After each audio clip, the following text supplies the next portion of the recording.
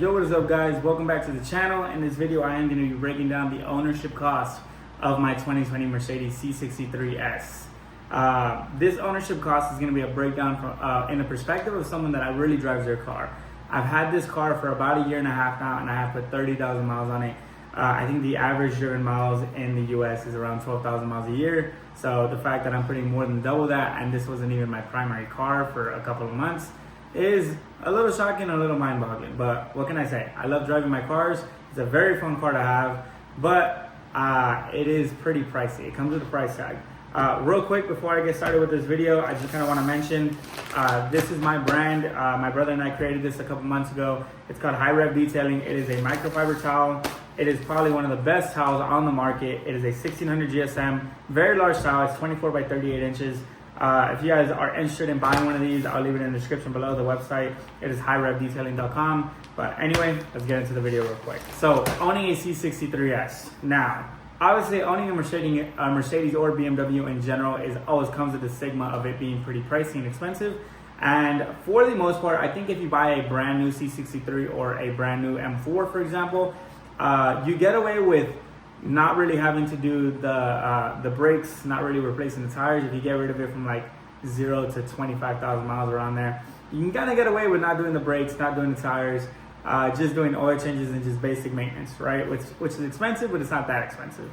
But I am going to split this video up in 4 facets. There's going to be the fundamentals, which is your car payment and your insurance.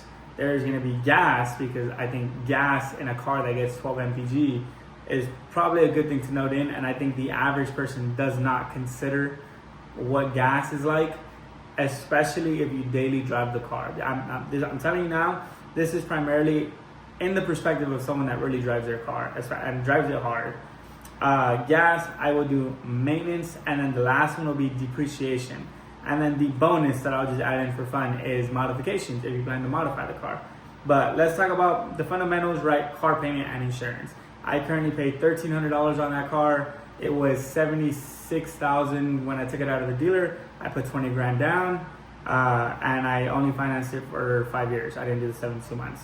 I believe I owe like 45 right now, something like that. But $1,300, right? 1,300? Yeah. Insurance. I have a bad driving record. I made a lot of mistakes when I was younger. I didn't quite take care of them the way I should have. So my insurance on just this car is $300. So obviously, if you're a little more responsible, you probably get that a little bit lower. My brother pays like half of that for his Porsche GT4, and it's double the value of my car. So, fun fact. Gas. I remember the first time I took out a brand new car, it was a Subaru WRX, and I remember I asked the guy, I was like, how is it on gas? And this will forever stick with me. He said, if you have to contemplate the price of gas in order to take out this car, you probably shouldn't buy it. And I was like, you're right. And I bought it anyway, when I probably shouldn't have. But gas in this car, I get 12 mpg. Funny enough, I get higher mpg than my brother's Porsche GT4. His car miraculously spends more gas than the V8. But 12 mpg, driving it pretty much every single day, I will tell you, you are filling up at least 2 to 3 times a week. I currently live in Las Vegas. Chevron 91 is ranging anywhere, it hovers around $4, maybe slightly less, maybe slightly more, but around $4. It's about $75 to fill up. So 2.5 times a week, I'm gonna range it at like $200 a week. 200 times 4, $800 a month. That is pretty much what I am paying for gas every single month. So kind of putting it into monthly expenses, it's going to be around $2,300. The other ones aren't really going to be on a monthly basis, because again, you don't do your maintenance on a monthly basis, but I would say bi-monthly or every 3 months.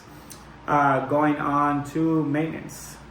Again, if you have a very low mileage C63, you can get away with just doing the basic fundamentals when it comes to maintenance, right? The maintenance like schedule from like 0 to like 35,000 miles, they're all around, I think it's like $500 to $800. Some are 500, some are 800, right? And it's just the basics: oil change, they change out your air filter, or this or that, right? Very easy things for the most part, not that expensive. It's when you start surpassing the 40, 50,000 mile mark that it starts getting really expensive. I'm only at 47,000 miles on my car, so it's about to get expensive. I already know because my last AMG, I got it up to almost 80,000 miles.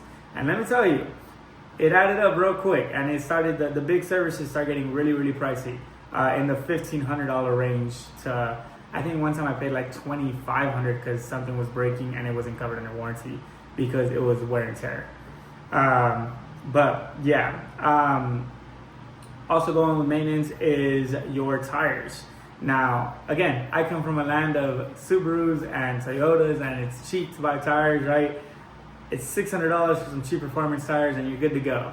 Now with AMGs, you are putting Michelin Pilot Sport 4S's. I personally stick with the stock tire that comes with the car. Michelin Pilot Sport 4S's are around, I think I paid like $2,200 this last time for all 4 tires, balance, rotation, whatever, and installation. So around $2,000. I would just, just to round down a little bit, $2,000. $2,000 is basically what you're paying for tires.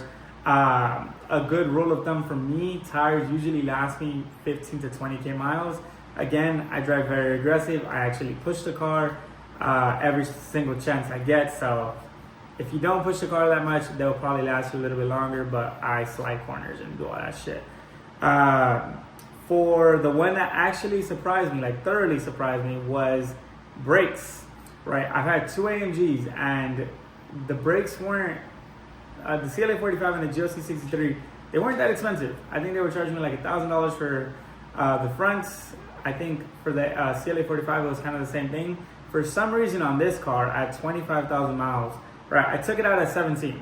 So at 25,000 miles, it already needed all 4 rotors and all 4 brake pads. Now, maybe the previous owner to me tracked the car and I just didn't notice, or whatever the case may be, but Mercedes quoted me $5,900 for 4 rotors and 4 brake pads.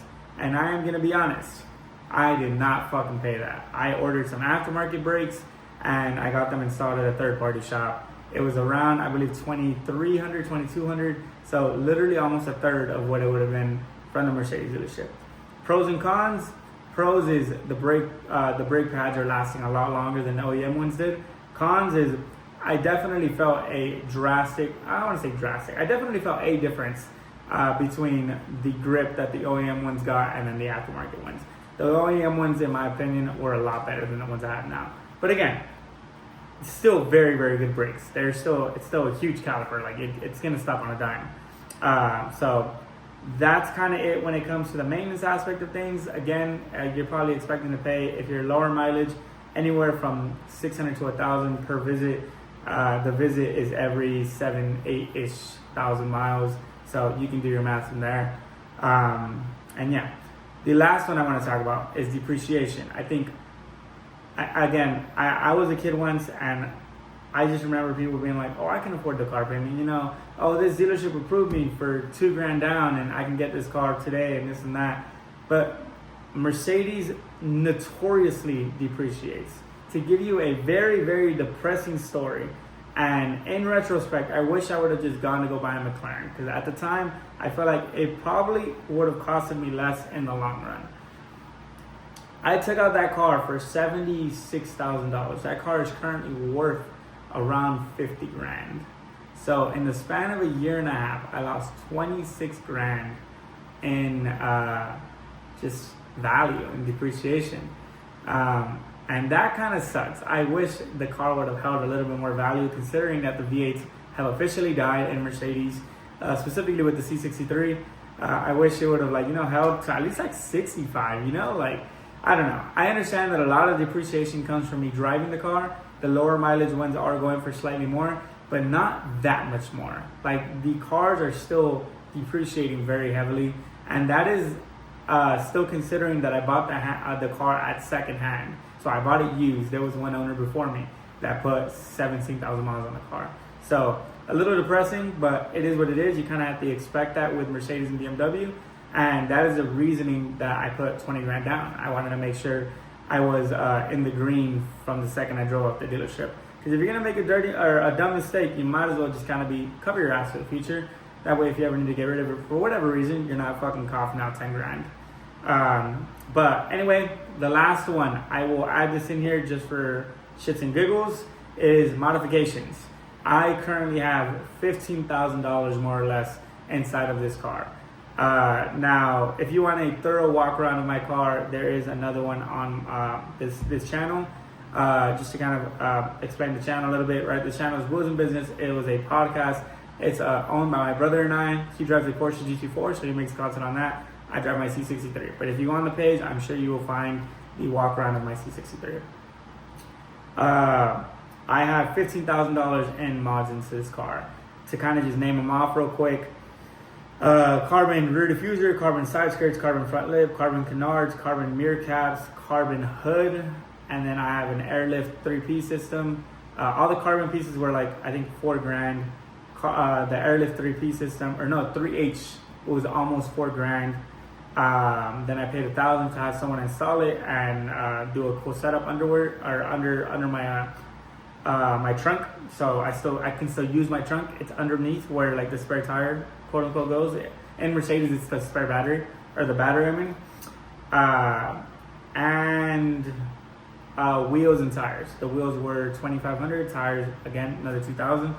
So yeah, all that with installation accumulates to about $15,000. And that is considering I have 0 engine mods. I did not modify the engine at all.